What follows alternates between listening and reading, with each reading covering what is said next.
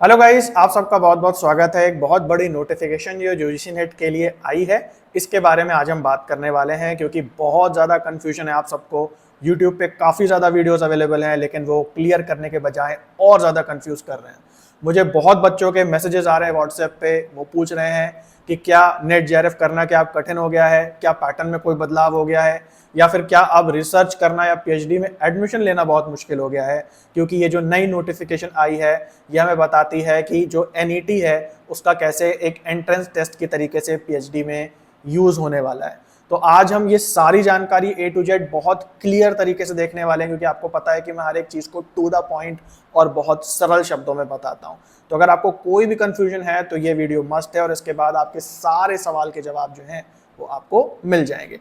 देखो भाई, क्या है कि कुछ भी हो, कंफ्यूजन नहीं होना चाहिए। और आजकल का मीडिया या यूट्यूब ऐसा हो गया है कि कोई भी खबर आती नहीं है और उसके इतने वर्जन्स निकल आते हैं, इतने गलत तरीके से इंटरप्रेट किया जाता है कि क्लैरिटी होने के बजाय बच्चे ऑलरेडी डर जाते हैं।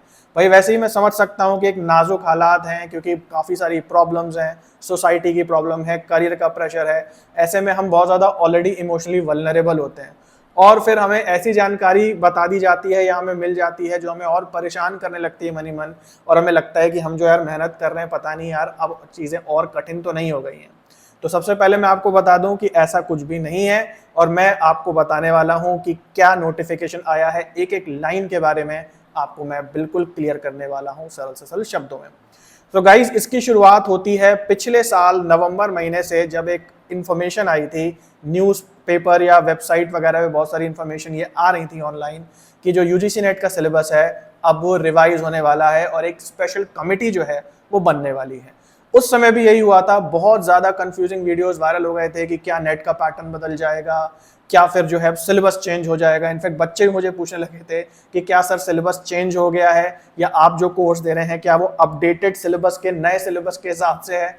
लेकिन आज वो जो नोटिफिकेशन हमारे सामने आई है, ये कह सकते हो कि ये केवल पैटर्न को ही चेंज कर रही है। एक छोटी सी चीज़ है, कोई बहुत बड़ी चीज़ नहीं है, और सिलेबस वगैरह के बारे में अभी तक कोई भी नोटिफिकेशन नहीं आया है कि चेंज हुआ कि नहीं। एक छोटी सी चीज़ ऐड हो गई है एक्स्ट्रा, उसके बारे में आज इस नोटिफिकेशन के बारे में हम लोग बात करने वाले हैं।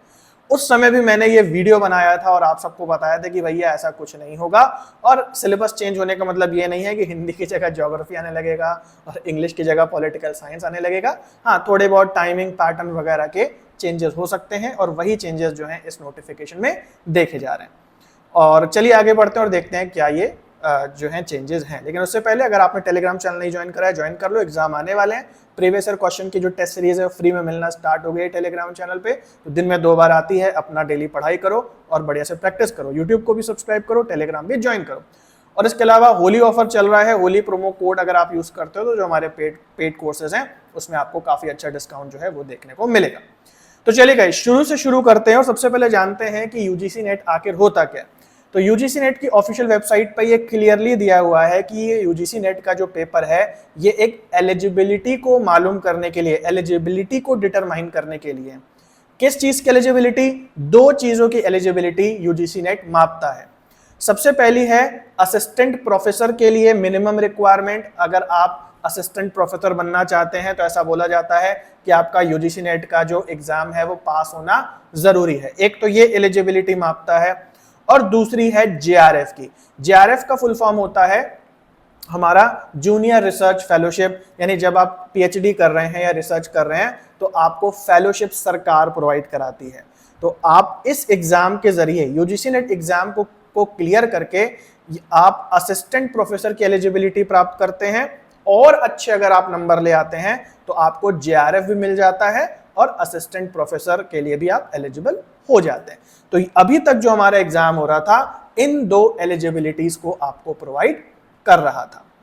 तो इसको हम चार्ट के माध्यम से भी देख सकते हैं। 2 चीजें हैं, एक है हमारा असिस्टेंट प्रोफेसर के लिए एलिजिबल होना, जिसको हम सरल भाषा में कहते हैं मेरा नेट निकल गया, और दूसरा है असिस्टेंट प्रोफेसर और जेआरएफ दोनों के लिए एलिजिबल होना। अगर कोई बच्चा इसे पास कर लेता है तो हम सरल भाषा में कहते हैं कि हमारा जेआरएफ क्लियर हो गया।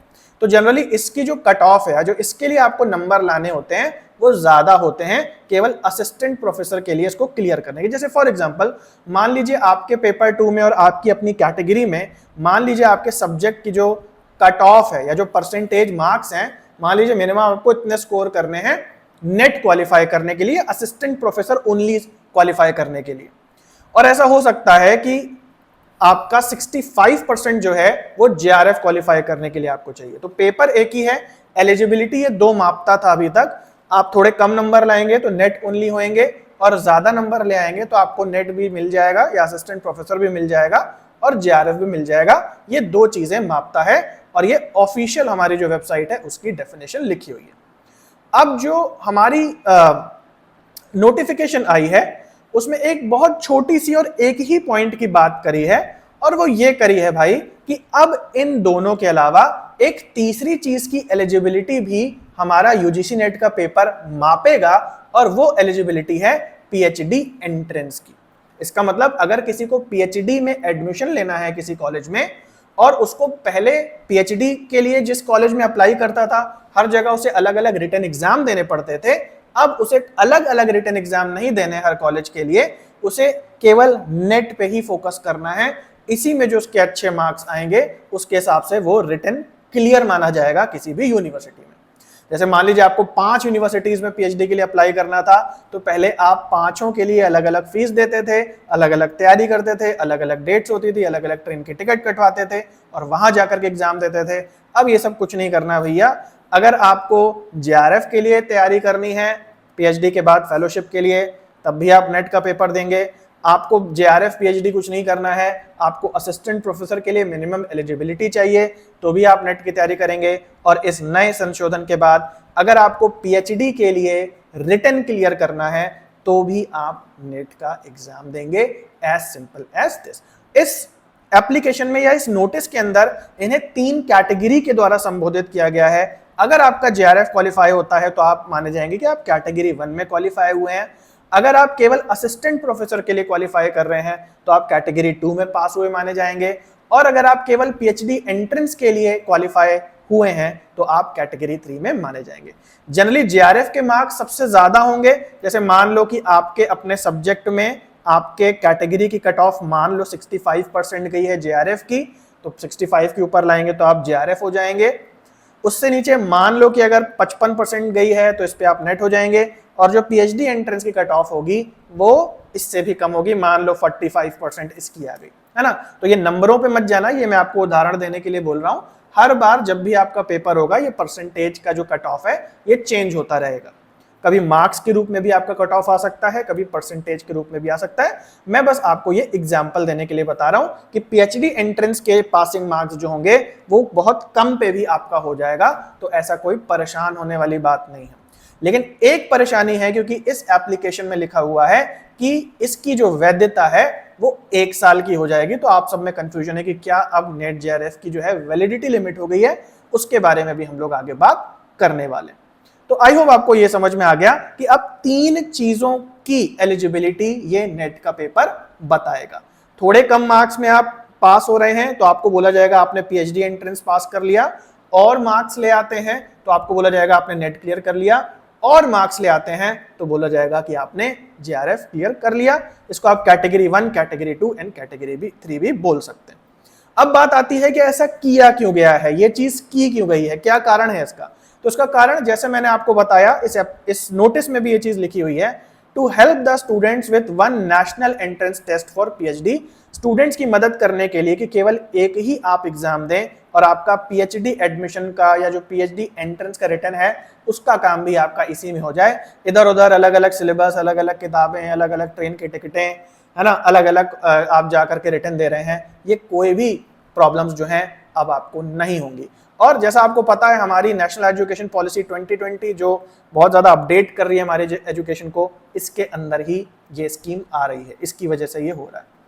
और अब बात करते हैं कब से अप्लाई होगा ये नेट का जो पेपर है, कब से पीएचडी एंट्रेंस की भी एलिजिबिलिटी बन जाएगा।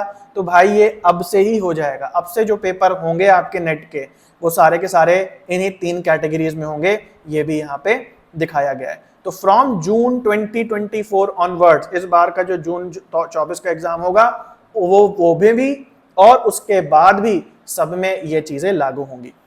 अब यहाँ एक बात ध्यान से समझ लो भाई, अगर आप जेआरएफ हो जाते हैं, जेआरएफ होने का भी ये मतलब होगा आपके पास 3 चीजें आ गई हैं। सबसे पहला आपको जेआरएफ का फेलोशिप मिलेगा, दूसरा आपको असिस्टेंट प्रोफेसर के लिए भी अप्लाई कर सकते हो, और तीसरा आप इस डिग्री को या इस सर्टिफिकेट को पीएचडी एंट्रेंस के लिए भी यूज करना चाहो तब भी कर सकते हो।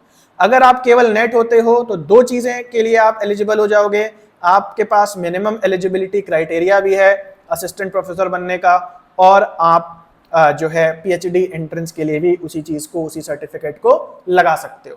और अगर आप थर्ड कैटेगरी में आते हो या पीएचडी एंट्रेंस के लिए ही आप क्वालिफाई करते हो तो आप केवल यही कर पाओगे। आई होप आपको क्लियर हो गया। तो यहाँ पे देखो यही चीज लिखी है कि कैटेगरी 1 में पीएचडी एडमिशन भी है, असिस्टेंट प्रोफेसर भी है और जेआरएफ भी है। कैटेगरी 2 में जेआरएफ नहीं है, विदाउट जेआरएफ है, पीएचडी है और असिस्टेंट प्रोफेसर भी है। तो इसी तरीके से ये चीज यहाँ पे लिखी हुई। आई होप डायग्राम से आपको समझ में आ गई। अगर समझ में आ गई तो लाइक जरूर से कर दो। ओके, तो अब हम बात करते हैं कि भाई वैलिडिटी का क्या चक्कर है। ओके, उससे पहले बात करते हैं कि जो रिजल्ट है वो हमारा कैसे आएगा। तो रिजल्ट जो है हमारी जो कट ऑफ आएगी, हमारी जो मार्कशीट आएगी इस एग्जाम की, उसमें दो चीजें लिखी होंगी। ये भी इस नोटिस में साफ साफ लिखा हुआ है। इसमें परसेंटाइल भी आएगी, यानी हमारी रैंक भी हमें दिखाई देगी, दूसरों के मुकाबले हमने कैसा करा। साथ में हमारी जो कट ऑफ है या जो हमारी मार्कशीट है उसमें मार्क्स भी लिखे होंगे, हमारे कितने अंक आए हैं ये भी लिखा होगा। और ये जो अंक हैं इन्हीं से डिटरमाइन होगा, इन्हीं से सुनिश्चित होगा कि जो आप रिटन दे रहे हैं पीएचडी एंट्रेंस के लिए उसमें आपको कितने मार्क्स मिलेंगे। तो आप कम स्कोर करेंगे तो पीएचडी एंट्रेंस में भी आपका कम स्कोर माना जाएगा। आप जेआरएफ ही निकाल दे रहे हैं, बहुत ही ज्यादा मार्क्स ले आ रहे हैं, तो ऑब्वियसली जो पीएचडी के लिए जब आप अप्लाई करेंगे उसमें जो एंट्रेंस होगा उसमें भी जो है आपकी वेटेज बढ़ जाएगी। तो इसीलिए मार्क्स आपकी मार्कशीट पे आप लिखे होंगे। पिछले कुछ सालों में बहुत प्रॉब्लम करी इन लोगों ने, बहुत सारे पेपरों में तो परसेंटाइल डाल दी लेकिन मार्क्स ही नहीं दिए और बच्चों को पता ही नहीं चल पाता था कि भाई हमने स्कोर कितना करा है या कितने स्कोर पे जो है कट ऑफ जारी है।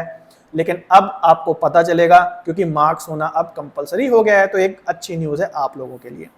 तो ये मार्क्स जो हैं जब आप जाएंगे पीएचडी एडमिशन के लिए, तो पीएचडी एडमिशन में आपको दो चीजें चाहिए होती हैं। सबसे पहले आपको रिटन एग्जाम क्लियर करना होता है और उसके बाद आपका इंटरव्यू होता है। रिटन एग्जाम की जो वेटेज है 70% की है और इंटरव्यू के जो टोटल मार्क्स है वो 30% का है। तो आपने जो नेट का पेपर दे दिया वो आपका रिटन के लिए एक तरीके से काम करेगा, है ना। प्रेजेंट में क्या है, कोई यूनिवर्सिटी जो है नेट जेआरएफ को एक्सेप्ट कर लेती है, रिटन एग्जाम्प्ट करा देती है, लेकिन किसी यूनिवर्सिटी का मन होता है वो नहीं भी कराती है। लेकिन अब ये कंपलसरीली हो जाएगा कि अगर आपने नेट का पेपर दिया, उसकी तैयारी तगड़े से कर ली और आप रिसर्च करना चाहते हैं तो आपका ये जो रिटन वाला पार्ट है ना 70%, ये पीएचडी के लिए आपका कंप्लीट हो गया है। बस आपको फिर इंटरव्यू के लिए मेहनत करनी होगी।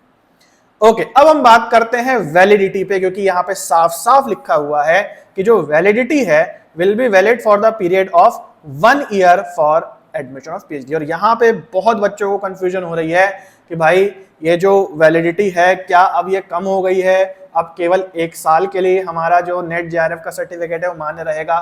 तो फिर से मैं बोलूंगा इसे ध्यान से पढ़ो और कोई भी इधर उधर कुछ भी आपने देख लिया है, आप पैनिक हो रहे हो, व्यूज कमाने वाले ने अपने व्यूज कमा लिए, आप दुखी हो गए, मतलब आप समझ रहे हो वीडियो दिखाने वाले का फायदा हो गया, आप सर पकड़ के बैठ गए उल्टा और ही पैनिक हो गए। देखो भाई कुछ भी ऐसा चेंज नहीं है, ये 1 ईयर की बात केवल पीएचडी एडमिशन के लिए कही जा रही है और बाकी सब जैसे था वो वैसे ही रहेगा। आपका जो असिस्टेंट प्रोफेसर की एलिजिबिलिटी है उसकी मान्यता लाइफ टाइम रहती है, वो रहेगी, उससे कोई मतलब नहीं है। बहुत बच्चे ये भी मैसेज कर रहे हैं कि मैंने तो 3 साल पहले नेट करा, अब क्या मुझे फिर से नेट देना पड़ेगा, या मैंने तो रिसर्च में जो है एडमिशन ले लिया है, मैंने नेट दिया था, क्या अब मेरा वैलिड नहीं रहेगा। नहीं भाई, अगर आपने पीएचडी में एडमिशन ऑलरेडी ले लिया है या फिर आपने नेट करा हुआ है और अभी तक आप असिस्टेंट प्रोफेसर की जॉब के लिए अप्लाई कर रहे हो, तो आप पे कोई इफेक्ट नहीं आएगा, जैसा चल रहा है वैसा ही रहेगा। ये जो 1 साल की बात लिखी है, ये लिखी है जब आप अपने नेट जेआरएफ सर्टिफिकेट का यूज एंट्रेंस एग्जाम के लिए करोगे, पीएचडी में दाखिला लेने के लिए करोगे, केवल उस केस में ये 1 साल की है। तो जो भी आपके एंट्रेंस एग्जाम्स होते हैं तो 1 साल के लिए वैलिड होते हैं ना। आप कैट का भी एग्जाम दें, मैट का भी दें या जेईई का एग्जाम दें, है ना, नीट का दें, जो भी किसी कॉलेज में दाखिला लेने के एग्जाम है उसकी 1 साल ही वैलिडिटी होती है आमतौर पे। नहीं तो ऐसा होगा ना कि किसी व्यक्ति ने, मान लो आज मैंने नेट क्लियर करा, उसके बेसिस पे मैं 10 साल बाद एडमिशन ले रहा हूँ किसी कॉलेज में, क्योंकि 10 साल में तो मेरा माइंड भी बदल जाएगा, मैं भी बदल जाऊंगा। तो बस इसीलिए केवल और केवल पीएचडी में एडमिशन लेने की जो वैलिडिटी है वो 1 साल है, जैसा कि आप यहाँ चित्र में देख सकते हो। ये असिस्टेंट प्रोफेसर के एलिजिबिलिटी पे ये बात अप्लाई नहीं होती, या आपकी जो जेआरएफ फेलोशिप है उस पे भी ये बात अप्लाई नहीं होती। केवल जो इन्होंने नई बात करी है ना पीएचडी एंट्रेंस की, उसी की वैलिडिटी की ये लोग बात कर रहे हैं। आई होप आपको बहुत अच्छे से स्टेप बाय स्टेप क्लियर हो गया, और इसी स्टेप बाय स्टेप तरीके से मैं आप लोगों को पढ़ाता भी हूँ। फ्री प्लेलिस्ट मैंने बनाई है इस चैनल पे, प्लस जो मेरा पेड कोर्स है उसमें भी मैं इसी तरीके से कम समय में ज़्यादा से ज़्यादा चीज़ें आपको पढ़ाता हूँ। अब बात करते हैं जो स्कीम आई है, ये अच्छी है बुरी है, क्योंकि काफ़ी बच्चों को इसने परेशान कर दिया है। और आप देख सकते हो मुझे अभी भी लगातार मैसेजेस आ रहे हैं कि भाई ये क्या है सर, आप जल्दी से वीडियो बनाइए एंड सो ऑन। ओके, तो मेरे हिसाब से ये अच्छा है ना, क्योंकि अब आपको बार बार एग्जाम्स की तैयारी करने की जरूरत नहीं है। और जिनका जुगाड़ होता था पहले यूनिवर्सिटीज में, वो अपना पास करवा लेते थे वहां पे अपने आप को, लेकिन क्योंकि अब ये नेशनल लेवल का टेस्ट है तो सबको बराबरी से स्कोर करना पड़ेगा, और एक एग्जाम में आपको ज्यादा फोकस करना पड़ेगा। इसका मतलब यह है कि यूजीसी नेट की तैयारी आपको और अच्छे से करनी, क्योंकि इसकी इंपॉर्टेंस अब और बढ़ चुकी है। कहीं भी आप हायर एजुकेशन में जाएंगे, आपका नेट अब एक तरीके से और ज्यादा कंपलसरी हो गया है। एक बार फिर से मैं बोलूंगा, जिनका रिसर्च में एडमिशन हो चुका है आप परेशान ना हो। ऐसा नहीं कि आपको रिसर्च से बाहर कर दिया जाएगा और बोला जाएगा फिर से नेट दो, आप लोग पैनिक ना हो। या जिन्होंने असिस्टेंट प्रोफेसर की जिनको एलिजिबिलिटी चाहिए थी, आप लोग ने नेट क्वालिफाई कर लिया है, जेआरएफ क्वालिफाई कर लिया है, आप लोग का भी वैलिड रहेगा। ऐसा थोड़ी बोला जाएगा कि अब नहीं आपको फिर से नेट देना है। इसका मतलब यह है कि अगर हम लोग ये बात करें कि what should we do now, अगर ये जो चेंजेस हुए हैं इसके लिए हमें क्या करने की जरूरत है, तो मैं आपको ये मेम शेयर करना चाहूंगा। जैसा चल रहा है वैसा चलने दें, ऐसा कोई पैनिक होने की जरूरत नहीं है। ऐसा कोई बदलाव नहीं हो गया है कि आप बिल्कुल सोचने लगो मेरा क्या होगा। आपकी जो भी सिचुएशन हो, पीएचडी चल रहा है नहीं चल रहा है, नेट की तैयारी कर नहीं कर रहे हो, जैसा कर रहे हो वैसा करते रहो, आपके ऊपर इसका कोई चेंज नहीं आएगा, है ना। तो बस यही मेरा कहना है, भैया परेशान मत हो, क्योंकि मैं भी स्टूडेंट रह चुका हूँ, मैं भी कई कॉम्पिटिटिव एग्जाम की तैयारी कर चुका हूँ, और मुझे लगता है कि वो जो समय होता है ना, कि हमारे ऊपर हर तरीके से दबाव होता है, पेरेंट्स भी कहते रहते हैं कब होगा तुम्हारा, कब होगा तुम्हारा, सोशल प्रेशर भी होता है, प्लस अपने भी करियर की एस्पिरेशंस होती हैं। ऐसे समय में जो आप लोग नेट पे देख लेते हो या जो लोग बना देते हैं ऐसे, मुझे नहीं समझ में आता कि वो क्यों ऐसा करते हैं। आप अच्छे वीडियोस बनाएं, इंफॉर्मेटिव वीडियोस बनाएं, सही बताएं, लोगों को परेशानी से निकालें, उस पर भी व्यूज आ जाते हैं। हालांकि नेगेटिविटी ज़्यादा बिकती है, बट मेरा कर्तव्य यह है कि मैं आपको चीज़ें सही करके बताऊं। आई होप कि आपको समझ में आ गया होगा, ऐसा कुछ भी पैनिक होने की जरूरत नहीं है, एक लाइन मैंने आप लोगों को समझा दी है। इसके अलावा जो मेरा कोर्स है, इसका डिस्काउंट जो है वो 26 मार्च को खत्म हो जाना था, लेकिन मेरे पास जो मैसेजेस आ रहे हैं आप लोगों के, काफ़ी बच्चे जो हैं छूट गए हैं, नहीं ले पाए हैं, तो होली का जो कोड है वो अभी भी चल रहा है, जरूर से इसको ज्वाइन करें। डेमो लेक्चर सारे अवेलेबल हैं, और topic wise previous year question भी आपको हर लेक्चर के साथ मिलते हैं, जिससे आपकी guided and to the point study होती है। और सारे के सारे लेक्चर्स जो हैं इसी स्पीड में हैं, जैसे मैं आपको अभी वीडियो बना के बता रहा हूं, तो वो टू द पॉइंट होते हैं, और स्पीड में ठीक रखता हूं, स्लो नहीं करता हूं बिल्कुल भी वीडियो को। तो डेमो जरूर से देख लें, लिंक डिस्क्रिप्शन में दिया है। और अगर कुछ ना समझ में आए और डेमो चाहिए हो तो यहाँ पे चैट करके एक मैसेज ड्रॉप कर दें, आपको सारे लिंक जो है प्रोवाइड कर दिए जाएंगे। तो चलो गाइस, बाय, टेक केयर, मिलते हैं अगले वीडियो में। आई होप आपको समझ में आ गया होगा। वीडियो अच्छा लगा तो चैनल को सब्सक्राइब जरूर से कर लेना, वीडियो को लाइक कर देना और शेयर कर देना उनके साथ जो शायद अभी भी परेशान है और शायद उनको समझ नहीं आ रहा कि क्या कुछ गलत तो नहीं हो गया। तो कुछ भी गलत नहीं हो गया, सब कुछ बढ़िया है, जैसा चल रहा है वैसे ही चलेगा, ऐसा कोई भी बड़ा प्रभाव इससे नहीं आएगा।